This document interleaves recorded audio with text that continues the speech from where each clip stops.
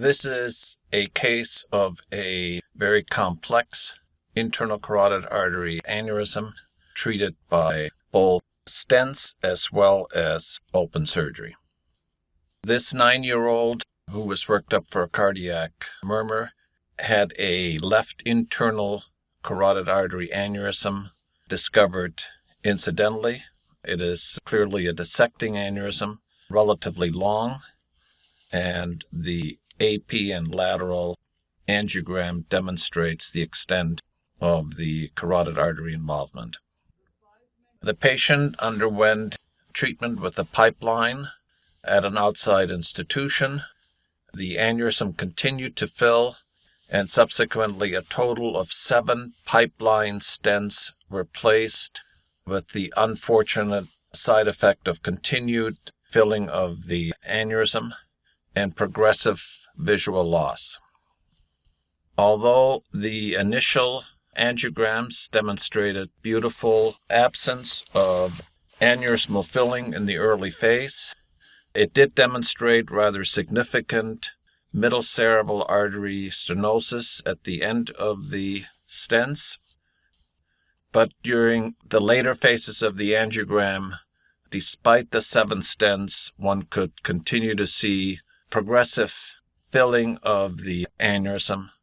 The aneurysm continued to enlarge and caused significant visual deficit, which led to further treatment. The patient underwent an orbitozygomatic approach. The optic nerve was identified and decompressed. The internal carotid artery is visible with the multiple stents inside, and at the end of the stents one can see the perforators coming off right at the edge of the stent. A superficial temporal artery to middle cerebral artery bypass was performed utilizing interrupted sutures.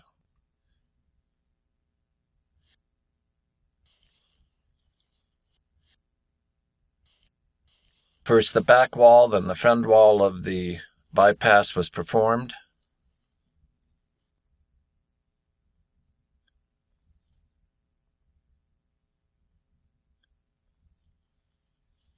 The stitches are placed first and then tied at the end.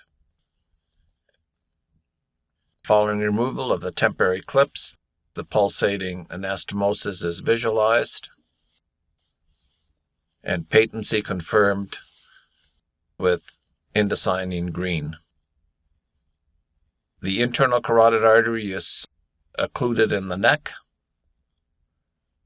with partial occlusion to allow some flow through the internal carotid artery and aneurysm to make sure that there was not too much cessation of flow. The postoperative angiogram then showed complete occlusion of the internal carotid artery, with the hemisphere now being dependent on the STA MCA bypass. The patient had no change in his neurological exam and had progressive improvement of his visual symptoms over time.